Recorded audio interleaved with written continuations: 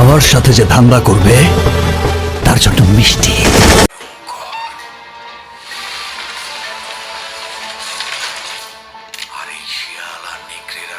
এটা কি ছিল মেগাস্টার শাকিব খান ভাই ভাই এক একটা লুক অন্য লেভেল অন্য উচ্চতায় নিয়ে গেছে।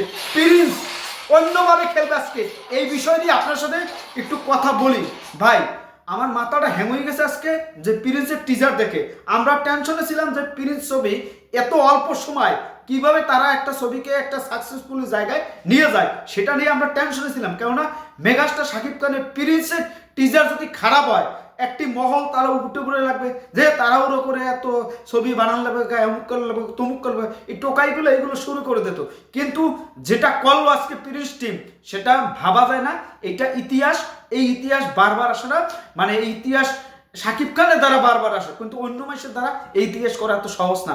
মেগাস্টার শাকিব খান প্রিন্সে যা দেখাইছে, যে এটা খেলাটা দেখাইছে, আপনার টিজারের একটা লুক দেখছেন তাতেই মানুষ মানে এই অবস্থা। আরো যে লুকগুলো আছে সেই লুকগুলো যখন প্রকাশ পাবে, যেগুলো গুপ্ত আছে, ধরাছোঁয়ার বাইরে আছে, সেগুলো আপনারা দেখতে পারবেন, অনুভব করতে পারবেন, অনুধাবন করতে পারবেন যে কোন লেভেলে মেগাস্টার শাকিব খান তার এই ছবিটিকে নিয়ে যাইতেছে।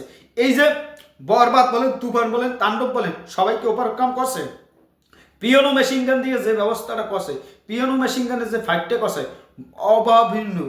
এই ফাইট মানে বারবার করা দরকার মেগাস্টার শাকিব খানের। এটা কি বলবো সেটা আমি ভাষায় বুঝাইতে পারতাছি না আমি এখন কি যে বলবো।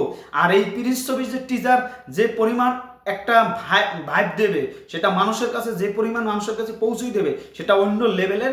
আর আজকে প্রিন্সের যে একটা মানে ঈদ মনে হয় শুরু হয়েছে আজকে থেকে, শাকিব খানদের ঈদ শুরু। প্রিন্স ছবির রিয়াকশন দিতে যাই আমি কথা উলেই যেতেছে। আর মেগাস্টার শাকিব খানের এই যে লুকগুলো, কোন লুকটা আপনাদের কাছে ভালো লাগছে, আর কে কোন সিনেমা হলে যাবেন দেখতে। আর এই যে আবু মাহমুদ, সে যে এখনো শুটিং করতেছে মেগাস্টার শাকিব খানকে নিয়ে, সে নতুন ডিরেক্টর, সে আশা করছে যে শাকিব খানকে একটা ভালোভাবে প্রেজেন্টেশন করবো।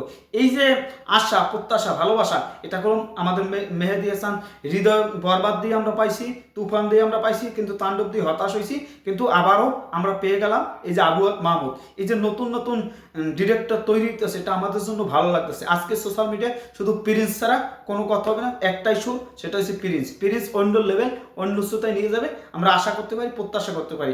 আর 2026 সালে এরপর হবে রকস্টার। কিন্তু এই যে প্রিন্সের যেটা ঘটাই দিল, এটা ভয়াবহ অবস্থা। এই অবস্থা শেষ কোথায় আমরা জানি না। মেগাস্টার শাকিব খান কোথায় নিয়ে যায়, তার বাংলা চলচ্চিত্রকে একটা সাকসেসফুলি জায়গায় নিয়ে যাবে, এটা আমরা বিশ্বাস করি। এই বিশ্বাসে আমরা আগাবো, এটা আমাদের ধারণা, আপনাদেরও ধারণা। মেগাস্টার শাকিব খান যে পরিমাণ আমাদের এক একটা আনন্দ দিতেছে সেটা ভাষায় প্রকাশ করতে পারতেছি না। আপনাদের কাছে টিজারটা কেমন লাগছে সেটা কমেন্টে জানান। আমি আস্তে আস্তে যদি একটু নিজেকে কন্ট্রোল আনতে পারি তখন আপনাদের সাথে ডিটেলসে কথা বলতে পারবো। এখন দেখা যাক কি হয়। সবাই ভালো থাকবেন, ধন্যবাদ। খেলা অলরেডি শুরু হয়ে গেছে, রেডি তো? আমি রেডি, আপনারাও রেডি। ঈদে দেখা হবে বরিশাল সিনেমা হলে, খেলা হবে।